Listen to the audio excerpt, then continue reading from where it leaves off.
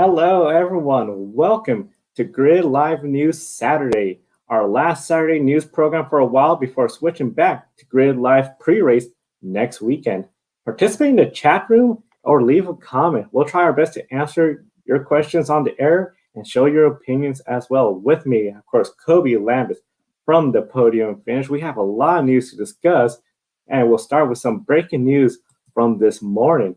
Over in Argentina, we have gotten word about a fire at the Termas de Rio Hondo circuit. The circuit hosts MotoGP's annual Argentina Grand Prix.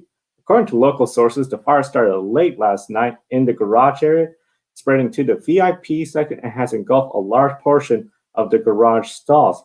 Thankfully, no reports of injuries or fatalities. The cause of the fire is still unknown at the moment. Video from Maximilio de Andres, a sports journalist from Argentina, linked to his YouTube and video footage in the video description. So definitely encourage everyone to check out his video that he had posted about this. Now, MotoGP earlier announced the Argentina Grand Prix would be postponed to possibly November due to the pandemic and travel restrictions in place. Last year, the race was canceled due to the pandemic and everything going on, and it's the only MotoGP race in South America annually. For MotoGP fans, we encourage everyone to visit, especially if you speak Spanish. Jessica at Paddock Insight, link to her accounts on Instagram and Twitter in the video description below. We'll be following this story and provide the latest updates on Grid tonight. Yes, a really unfortunate story. Really sad to see that happen in Argentina with that horrible fire. And like Joe mentioned, we'll definitely stay on top of this story, and we'll bring you the latest updates from the fire at the track that hosts the Argentina Grand Prix. And now we're gonna look at some potential changes to Formula One. While reverse grids might be out of the picture, it appears that Formula One is considering a change to its race format by adding sprint races.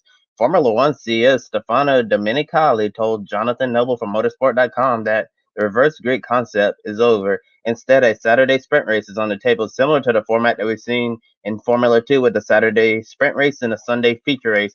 Formula One could test out this new idea as early as at some point during the 2021 season. Joe, how will the possibility of sprint races change the Formula One championship? It will bring an interesting challenge to all the drivers and teams in Formula One with the sprint race concept and, of course, the main race on Sunday. One of the big things, of course, for the teams with the sprint race, could we see a different strategy, different setup in the car to try to go as far forward in such a short amount of time? The big thing, of course, if you compromise that car setup for the main race. I'm really going to be interested to see how points are going to be set up with the sprint race compared to the feature race. Because at the end, depending on the value of these sprint races, it could be something where we'll see teams take it easy, not take any big risk, waiting for the Sunday race, or if there is some important value to it, championship points, whatever it takes to get the drivers motivated and the teams to really put in their full effort to win that race. Of course, at the end, racers are racers. They're always going to go out there to try to win. I think there's a lot of questions still to be asked about Formula One with this upcoming move. Yeah, Joe, I'm actually not really a fan of having sprint races in Formula One, but it would pose an interesting challenge in terms of collecting points for the Formula One championship, and that would give drivers more opportunities to score points and try to take the fight to Lewis Hamilton and Mercedes. It's really crazy. It's February already, and Lewis Hamilton still isn't signed for the 2021 season, but we really expect that to happen sooner rather than later. And like other sports, Formula One is clearly trying to be innovative to keep fans tuned in for longer periods of time. New ideas and creativity to keep the sport one step ahead of the game. And I noticed an interesting quote from the Motorsport.com article. Domenicali emphasized the importance of coming up with interesting and attractive ideas that don't go too far away from traditional motor racing. Going back to the concept of reverse grids, do you think the idea is a little too gimmicky? And do you have any ideas for yourself that could potentially add some spice to the Formula One show?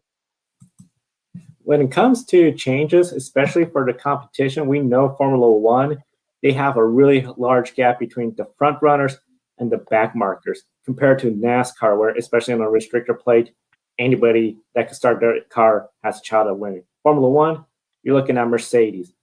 One of them or both of them have bad luck, maybe Red Bull. If the four of them have bad luck, then it's really anybody's game.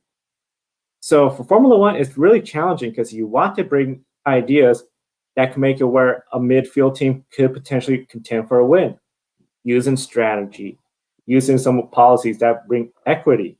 However, a lot of times these policies, these ideas could come into more of a gimmick, like reverse grid.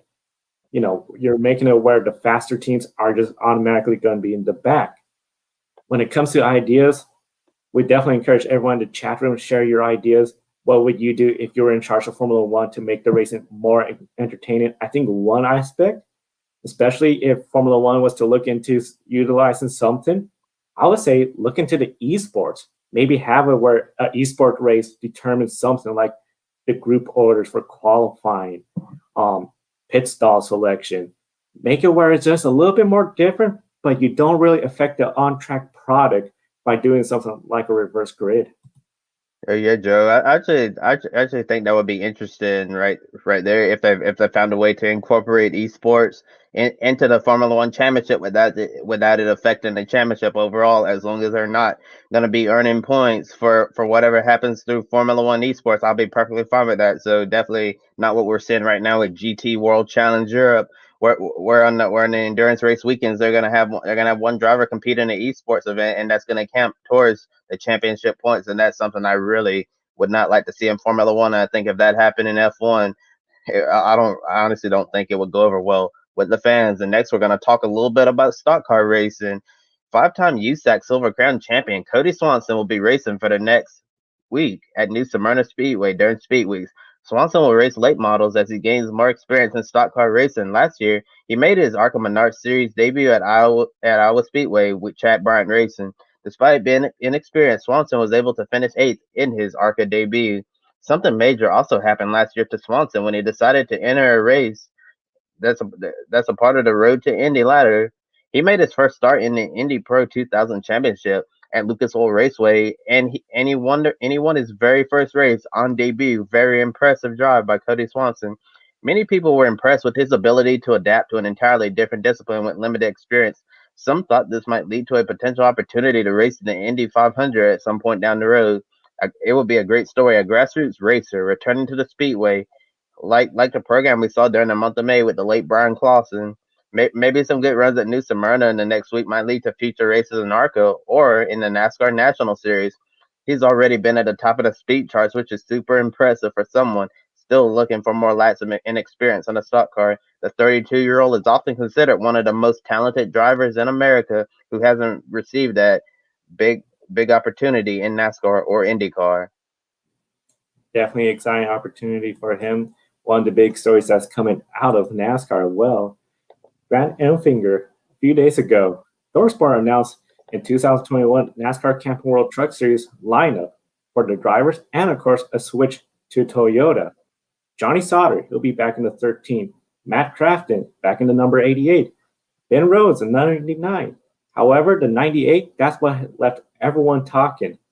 Grant Enfinger, after advancing to the championship for last year, he is not running full time. Grant will drop to a part time schedule, and Christian Elks will share the ride with him, running 10 races with ThorSport. Now, Grant will start the season Friday night at Daytona, but then we're going to see Christian make his 2021 debut a week later at the Daytona Road Course. Kobe, are you shocked by this? Essentially, it seems like a demotion for Grant Elfinger. Yeah, it's really crazy hearing this news about Grant Enfinger. I know on a NASCAR Rumors Twitter account, I saw them actually mention this that Christian Eckes and Grant Enfinger would split the number 98 Toyota Tundra, and like everything else, you take rumors with a grain of salt. But then it actually happened, and it's really crazy because Grant Enfinger won the second to last race last year at Martinsville Speedway to lock himself in the championship four at Phoenix, and he went down to Phoenix and competed for a championship. And Grant Enfinger has been arguably the best driver at ThorSport Racing, and now the best driver at the team is not going to be able to compete for the championship because he's going to be driving a limited schedule. Ez will be sharing that ride with Christian Eckes, and just a real unfortunate situation with Grant Enfinger. And I'm really thinking that this situation came down to sponsorship, as I know that throughout Grant's career, he had some problems attracting sponsors, and it's really unfortunate for a Will man who is a championship caliber driver.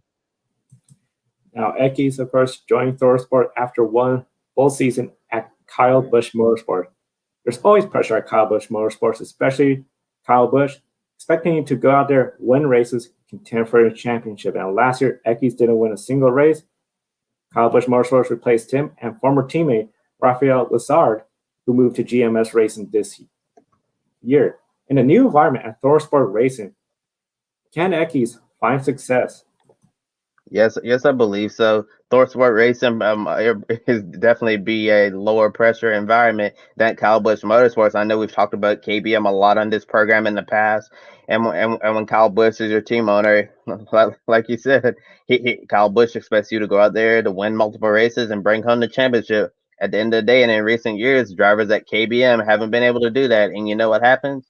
It's really been a revolving door at Kyle Busch Motorsports where they don't get the job done. Cowboys tries out another young talent, and it's definitely a lot of pressure for those young drivers to go out there and perform because Kyle Busch expects the best of the best out there from you. And also right now with Eckes only going to be running 10 races, there will still be pressure there because he'll have to go out there and try to win with ThorSport to prove that he deserves to more opportunities to race in NASCAR full time. He did win an ARCA Menard Series championship, so he certainly has the talent to get the job done. He has the talent to get the job done. We'll definitely be following him throughout the year. A group of races we will be following this year as well. Of course, all the women in motorsports. And some big news this morning. Hamda Al-Kabasi won race number 3 at the Yas Marina Circuit for the United Arab Emirates Formula 4 race earlier today, overcoming a 5-second penalty. Also, we saw a pair of announcements and great opportunities for 2 women in stock car racing scene. Tony Breidinger will split time in the ARCA Menards and NASCAR Camping World Truck Series for Young's Motorsports. In ARCA, she'll drive the number 02 Chevrolet and the number 82 Chevrolet Silverado in the trucks. Definitely a good sign for her. Tony will enter the ARCA season opener next Saturday at Daytona. She is a 19-year-old USAC racer. Last year, she raced the Caroline Pro Late Model Series and finished 4th in points. When Tony makes her Truck Series debut later this season, she'll become the first Arabic-American female driver to race in the NASCAR National Sit Racing Series. And Natalie Decker will make her NASCAR Xfinity Series debut in a couple of weeks. She planned to run 5 races this year. She'll drive the number 23 Ford Mustang for RSS Racing, Ryan Sieg's team, along with Rayum Brothers Racing. Red Street Records will serve as the primary sponsor. Decker will make her Xfinity debut at the Daytona Road Course. We'll be keeping an eye on Tony, Natalie, Hamda, and all the women racing all season long on our Thursday show, The Women Racing to Win.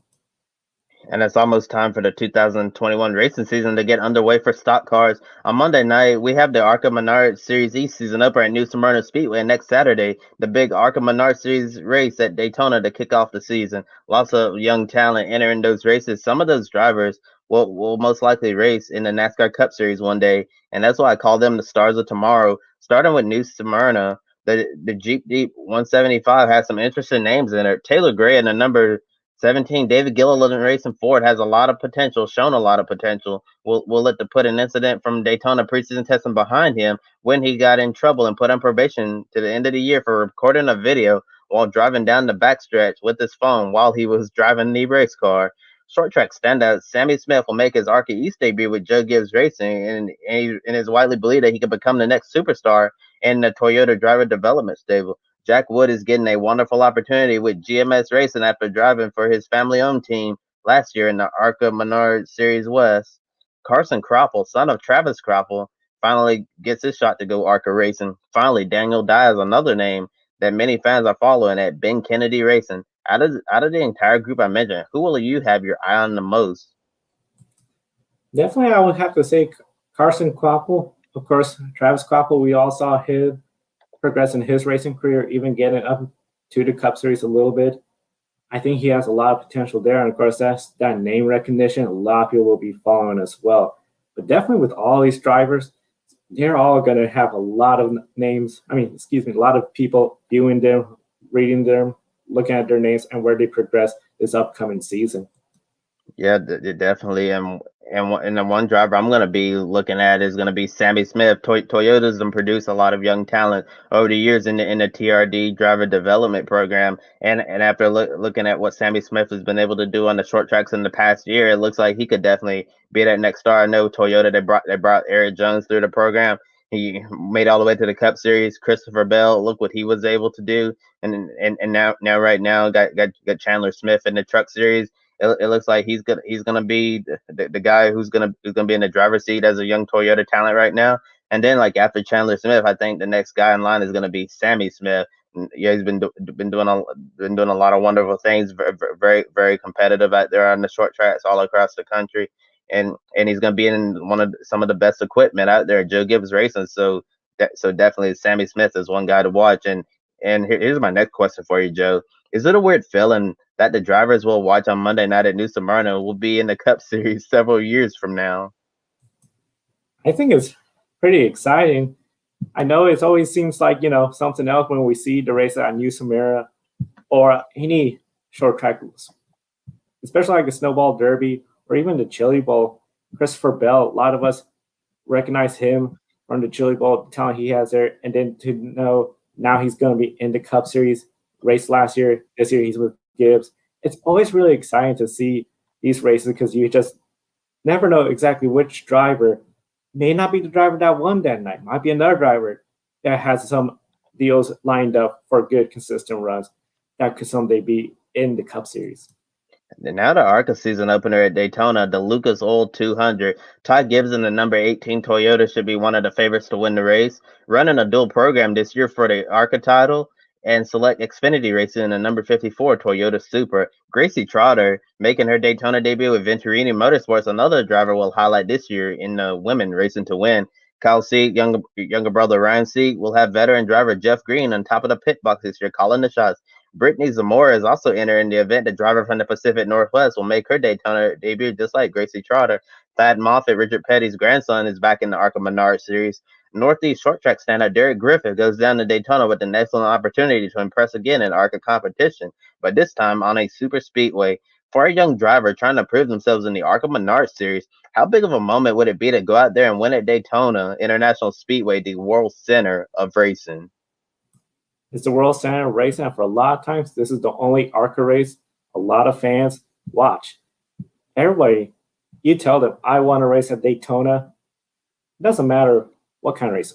ARCA, sports car, any NASCAR sanctioning event, Mazda MX-5 Cup, that is a huge accomplishment. The World Center of Racing, the high banks, whether it was the Super Speedway Oval or the challenging road course that's used for the 24 hours of Daytona, it's huge. So for going out there, winning the ARCA Menards race at Daytona, extra set of eyes because this is the one race that a lot of people will be watching, and it's just really great opportunity for anybody.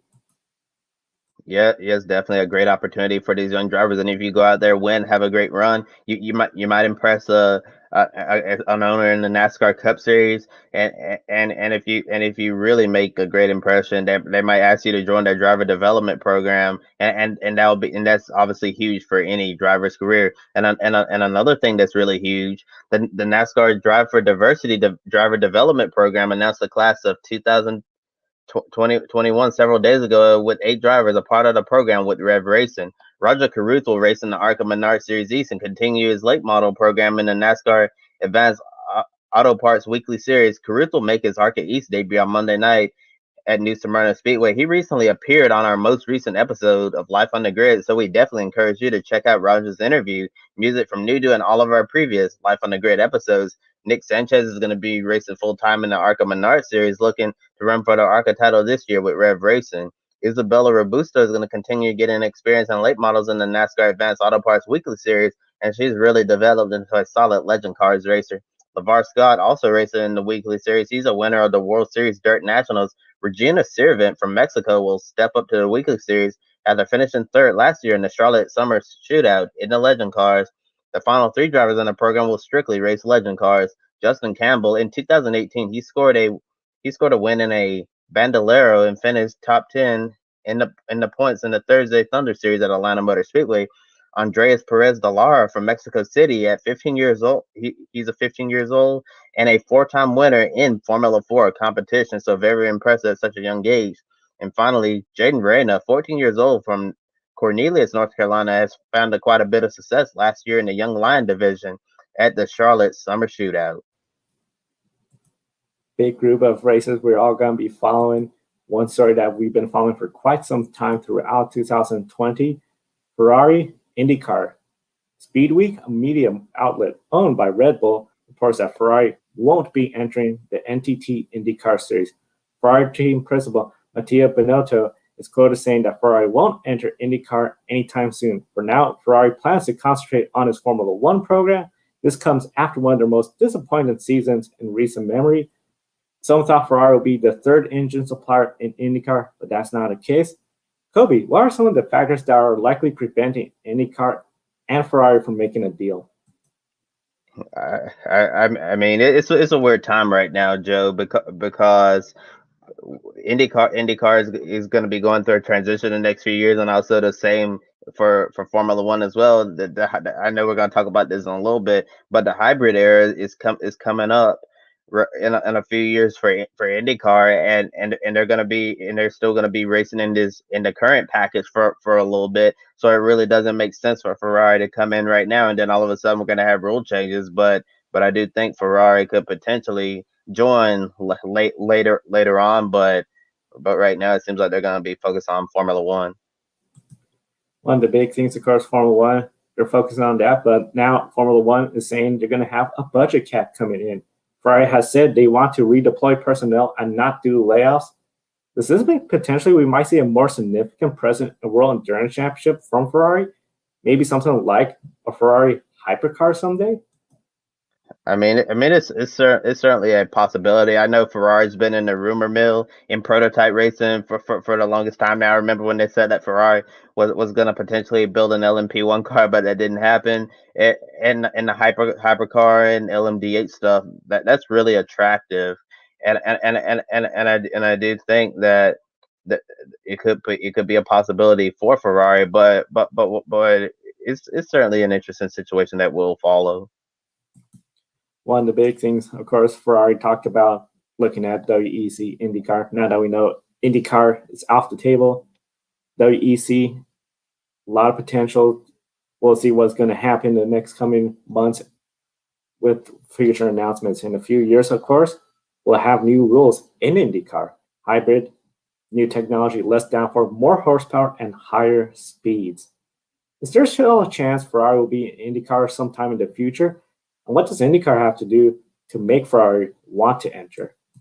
I mean, there's always a possibility that we could see Ferrari in the future, and there's one thing I want everybody to take away from this program. If you don't take away anything else, I want you to know everything that comes out of Ferrari about future racing programs. Please take that with a grain of salt, because we've seen time and time again where Ferrari's been in the rumor mill about going to these other racing series, and then they ultimately never do it. So I'm definitely going to take everything and all of the rumors about Ferrari going to IndyCar with a grain of salt. If Ferrari's going to build a Le Mans hypercar in the WEC, I'm taking that with a grain of salt as well. Really great point that you bring up. Quite often we've heard, and for years, even when kart was around, there was talked about Ferrari joining IndyCar. There's even a prototype that we've seen circulated on the internet from back in the day.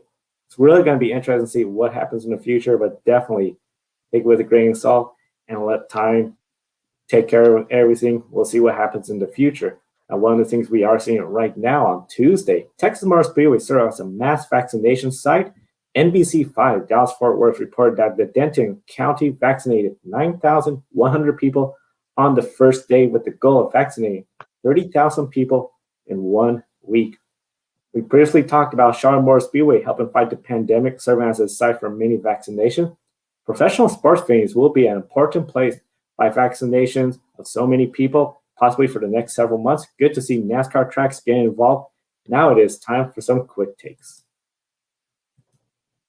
TJ McLeod Motorsports with Travis Braden announced their first driver for the brand new Super Late Model program. Perry Patino will compete in 7 Super Late Model races. His schedule will consist of select events and the car's Super Late Model Tour and the Southern Series. In a press release, Patino said he grew up watching the likes of Travis Braden, Bubba Pollard, and Casey Roderick. Now he'll be racing against them. Travis Braden is going to serve as his crew chief and driver development coach.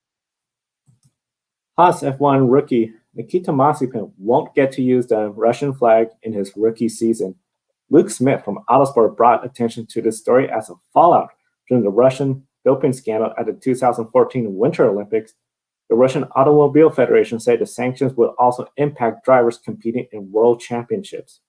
For the next 2 years, Mazepin and other Russian drivers in FIA-sanctioned championships will not compete under the Russian flag. According to Smith, Russian drivers will be prohibited from using anything related to Russia, such as the flags, emblems, symbols, and the word Russia and Russian. However, they can still use those 2 words if they include the name neutral athlete. If Nikita Mazepin was to win a race, the Russian anthem will not be heard. That is prohibited too.